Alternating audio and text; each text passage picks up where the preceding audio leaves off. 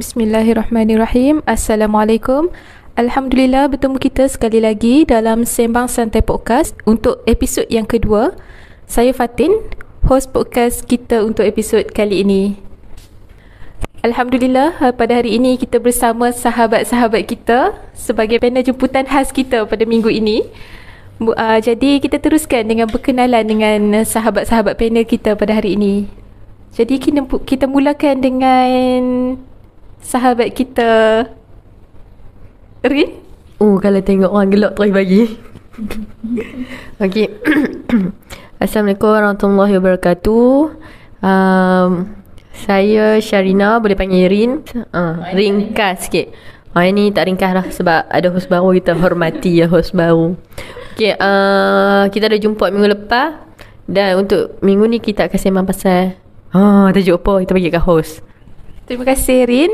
Seterusnya sahabat panel yang kedua kita pada hari ini. Kita berkenalan dengan yang berbaju biru ni. Okey, terima kasih host. Okey, Assalamualaikum warahmatullahi taala wabarakatuh. Nama kau Nadia. Panggil je Nadia boleh, kau Nadia pun boleh. Selamat berkenalan. Selamat berkenalan Kak Nadia. Seterusnya kita teruskan dengan panel tetap sesi sembang santai kita. Silakan. Dia bagi kita panel tetap tu, nampaklah kata kontrak tu panjang lagi. Jauh lagi perjalanan tu. Okey, hai semua. Assalamualaikum. Selamat pagi, petang, malam. Saya ada belum bisa bersatu. Boleh, kita tak tahu orang dengar ni pada pagi ke petang ke malam. So kita cakap je terus. Okay, saya Idayu. Bak kata host kita hari ni panel tetap. Tapi kita tak tahu dah berapa lama nak tetap tu. Mana tahu tiba-tiba kena terminate ke. Okay. So kita tengoklah apa yang nak dibincangkan oleh host kita pada hari ini. Alhamdulillah ya, pada hari ini kita bersama panel-panel jemputan yang sangat hebat untuk kita mengulas topik kita yang sangat menarik pada hari ini. Jadi kita teruskan dengan topik kita pada hari ini, iaitu self-love atau dengan nama Melayunya sayangi diri dan hargai diri.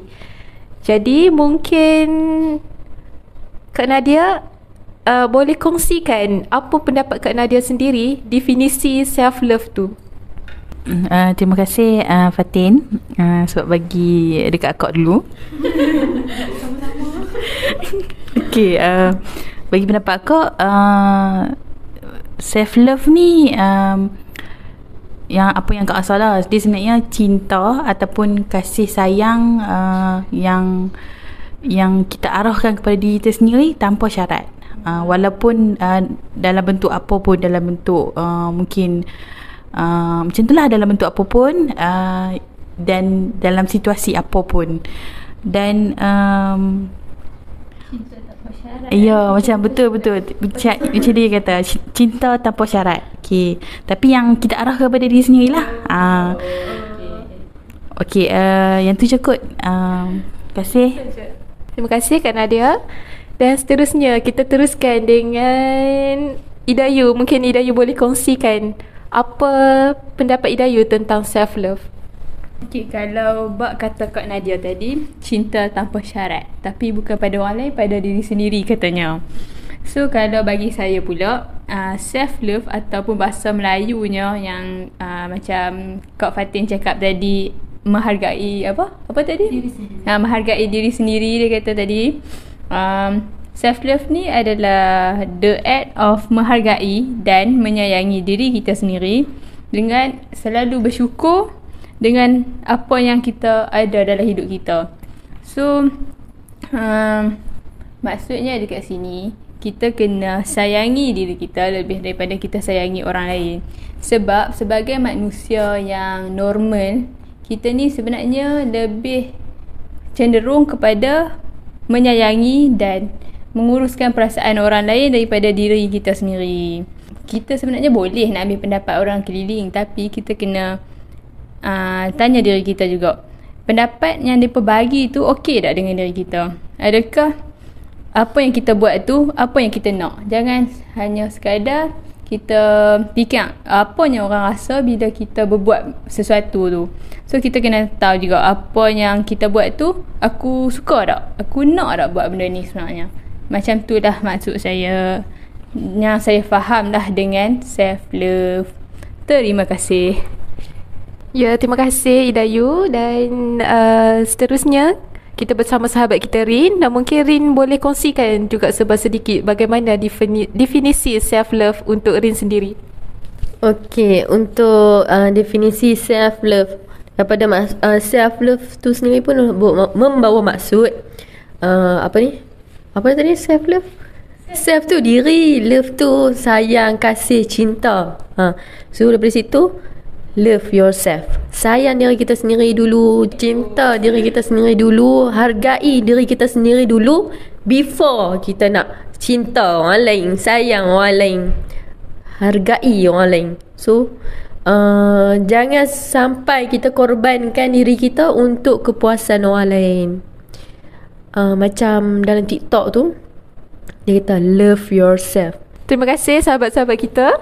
Dan pada diri kami sendiri, self love ni sebenarnya kami rasa ada turun naiknya dalam diri kita masing-masing, ya.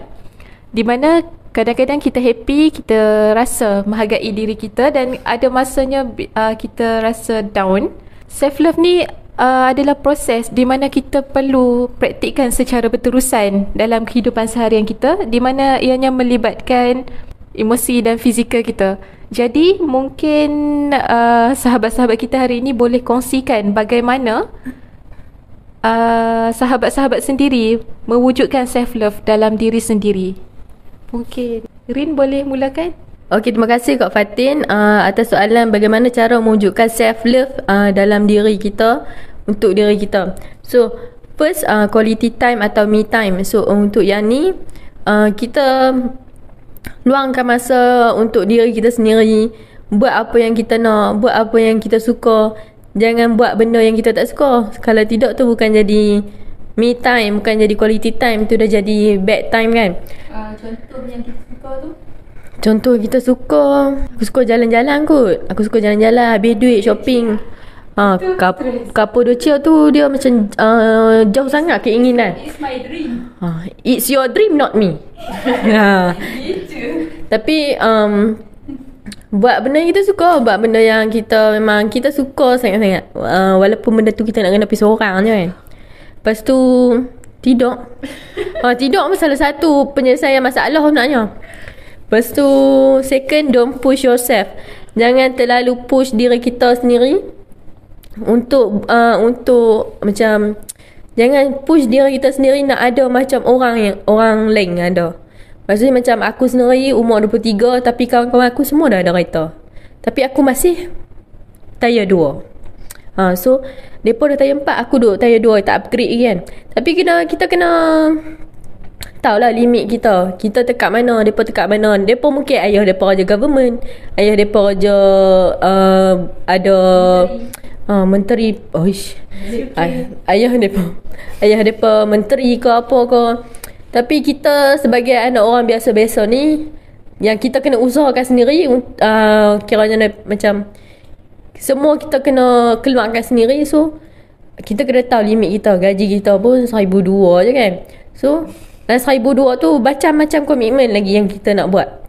So tak perlu pun fikir okey, umur 20 memang kita kena ada target, tapi jangan terlalu mendadak orang kata. Macam Ayu kata, ukur baju dekat badan sendiri. Kalau aku saiz L, hang pergi ukur kat Ayu saiz M lah kot lah ni. M lah kot.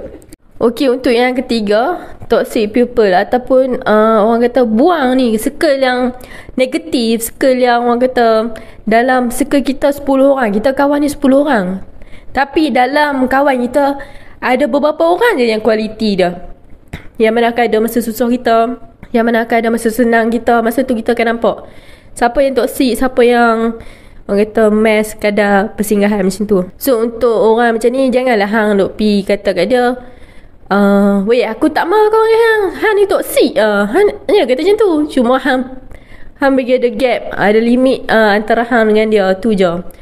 Takkan perlu aku nak pergi kata kat Ayu, kat kau Nadia, kat kau Fatin, kata ya aku tak marah kau dengan hampa ni toksik lah. Takkan kita kata macam tu kan. Sebab kita ada kawan lama. Kita cuma bagi ada gap. Yang mana kata macam azam contoh untuk tahun ni masing-masing ada azam. Sebab minggu lepas pun kita ada bincang pasal azam kan. So azam masing-masing, yang mana kita rasa azam tu, kalau kita bagi tahu kawan ni, dia takkan bagi sokongan langsung, dia takkan bagi dorongan langsung kat hang. So hang tak perlu pun cerita benda tu kat dia. Hang just keep on yourself. Hang simpan benda tu, hang diamkan saja sampai hang boleh buktikan yang benda tu hang dah capai. Macam azam aku sendiri nak kurus, tapi hanya nak cerita dekat kawan-kawan hang. Okey hok ni, weh aku nak kurus ni. Tapi hang nak cerita. Kalau hang cerita kat depa, dalam 10 orang tu akan ada orang yang akan kata, hang ni daripada dulu lagi azam hang sama saja.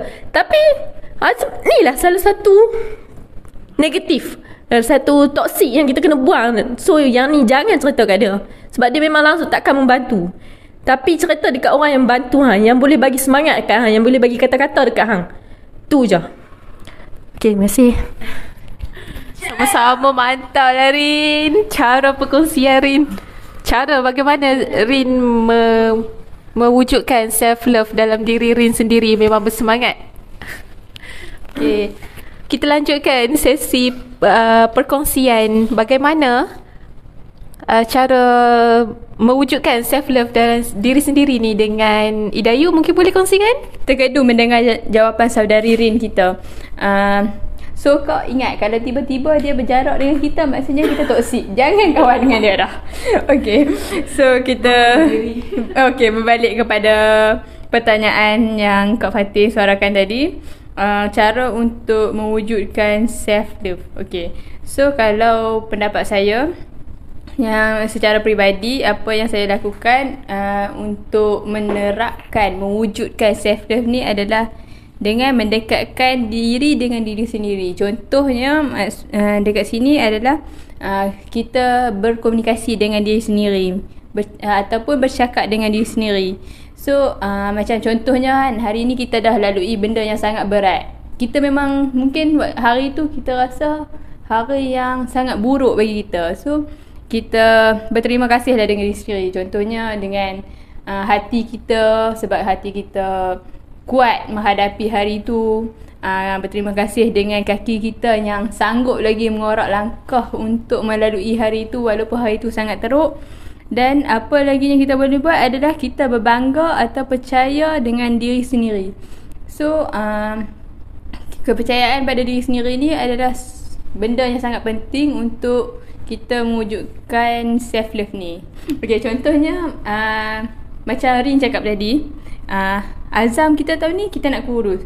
Walaupun 1000 orang keliling kita kata hang tak boleh kurus, hang akan macam tu je. Azam tu hang dah postpone dah 50 tahun dah, katakanlah. Tak hidup sampai 50 tahun ni, baru 23 tahun. Itulah orang kata contoh. Contohnya macam tu. Kalau orang cakap hang tu cakap je lebih. So kepercayaan pada diri kita tu kita kena terapkan. Walaupun orang cakap macam tu, kita kena yakin, aku boleh, aku akan buktikan yang aku sebenarnya boleh buat apa yang aku nak buat ni. Kalau kita sendiri tak percaya dengan diri kita, apakah lagi orang luar. So untuk kita mewujudkan self-love ni, bagi pendapat saya adalah, pertama, kita mendekatkan dengan diri sendiri, dan yang kedua, kita kena percaya dengan yakin dengan diri sendiri. Itu sahaja. Terima kasih Idayu. Perkongsian Idayu sendiri, bagaimana Idayu mewujudkan self-love dalam diri Idayu sendiri. Seterusnya Kak Nadia, mungkin Kak Nadia boleh kongsikan cara Kak Nadia sendiri. Terima kasih kepada host kita, Fatin, atas soalan yang mantap. Okey, pada pendapat akak kan, macam yang apa yang akak buat untuk hargai diri akak sendiri, sebagai tanda akak hargai diri akak sendiri, akak cuba hindarkan diri akak daripada energi-energi yang negatif ataupun orang-orang yang bawa pengaruh negatif. So macam sebab kita sebenarnya tak boleh kita tak boleh happy kalau kita berada dalam circle yang negatif. Macam yang Rin cakap sebelum ni, toxic environment kan, toxic people.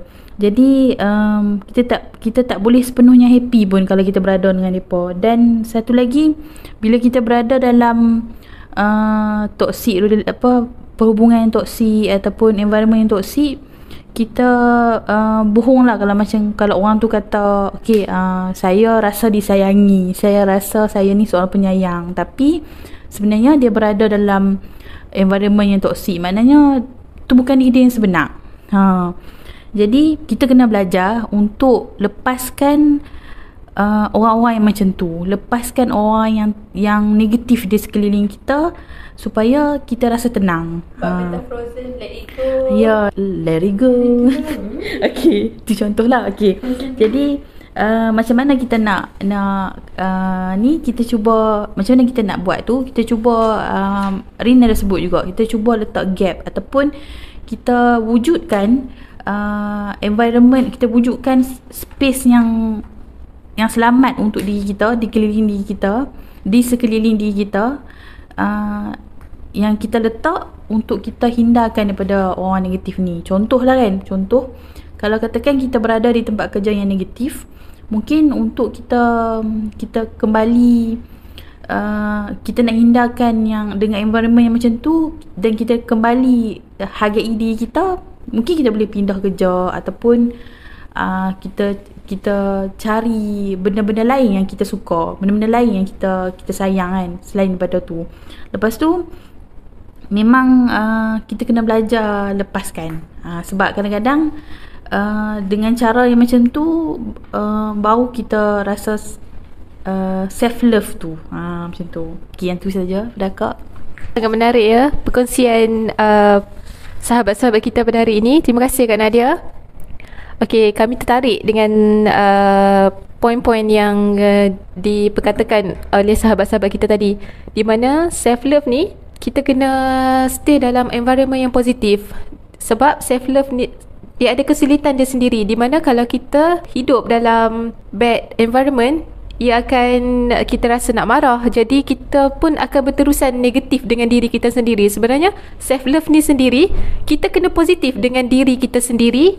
Dan macam tadi apa yang Rin kongsikan, kita jangan compare diri kita dengan orang lain. Setiap orang dia ada cara dia yang sendiri, perjalanan hidup dia yang sendiri. Semua orang, kalau kita cerita kita dengan jiran ke, dengan kawan kerja kita ke, memang masing-masing ada cerita sendiri.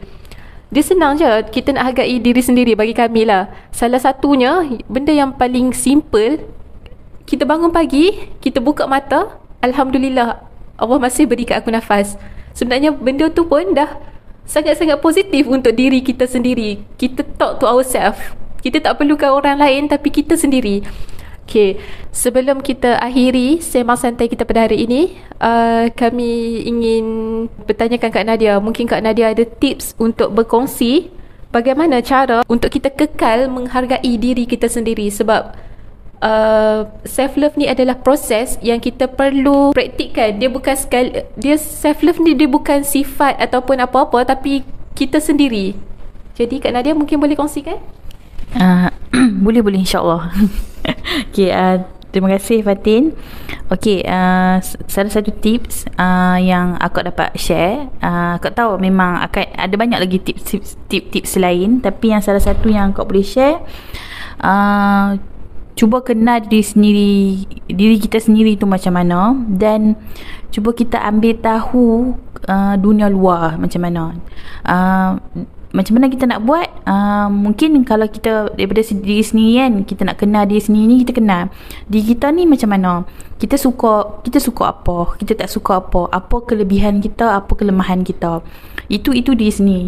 Kalau daripada segi dunia luar, mungkin kalau sekarang kan macam terhad sikit untuk kita bergerak, bercuti apa semua kan, mungkin kita boleh kenali dunia luar, macam ambil tahu bab-bab dunia luar selain daripada negara kita sendiri, dengan cara kita membaca. Macam pendapat kau, membaca tu sendiri dapat orang panggil apa, dia macam dia induce kita punya otak untuk lebih matang. Sebab bila kita membaca kan, kita akan berimajinasi. Mungkin apa yang kita imajinasi tu tak tak secantik yang tempat yang sebenar, tapi bila kita baca tu kita akan lebih matang, kita lebih tambah-tambah kita akan tambah vocab seharian kita kan. Jadi bila kita berbicara tu dengan membaca ataupun kita timba ilmu, mungkin baca, mungkin tengok YouTube, mungkin kita dengar podcast macam ni kan, contoh, kita lebih matang dalam berfikir. Bila kita nak berfikir tu kita akan kita fikir patut tak aku cakap macam ni, patut tak aku bagi pendapat macam ni. So itu salah satu cara self love juga. Kenal diri sendiri dan dunia luar, macam tu. Yang tu saja. Terima kasih Kak Nadia, sangat bermanfaat tips yang dikongsikan.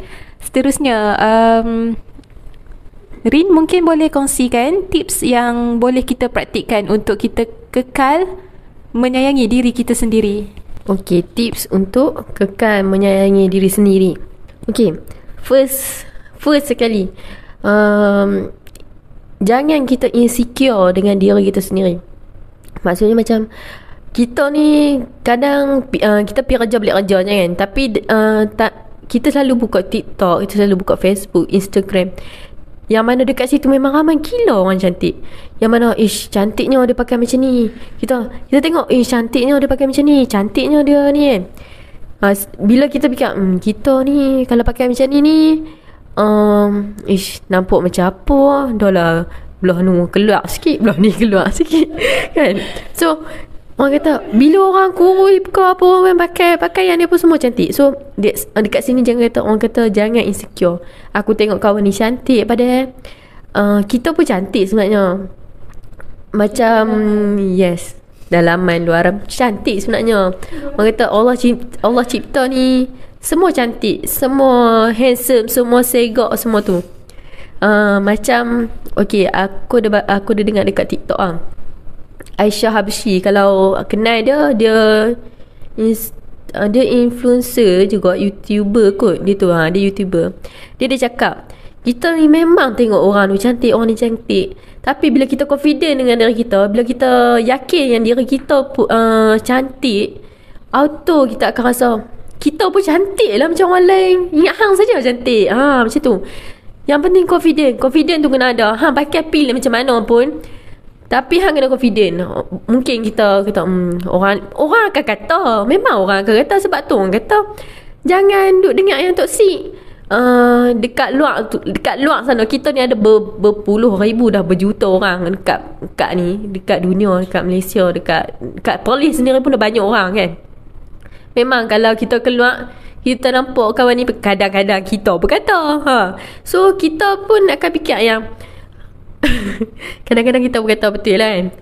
Kadang kita akan fikir lah, sebab nak pakai tu orang kata kita fikir orang kata kita, tapi bila kita confident kita takkan fikir apa benda tu. Sebab kita dah confident. Sebab tu wujudnya confident. Sebab kita yakin dan kita percaya yang kita pun cantik sangat-sangat. Sebab tu kita kena confident. Confident is the key. Apa-apa hang nak buat, hang kena confident. Macam aku sendiri nak bercakap ni pun aku tak confident sebenarnya, tapi kita kena confident. Kita tetap kena confident. Lepas tu yang second, jangan nak membandingkan kejayaan kita dengan orang lain. Okey, untuk yang ni mungkin dari segi pelajaran pun kita boleh kan. Ada orang dah sampai master apa semua tu, tapi kita baru diploma, kita ada SPM je.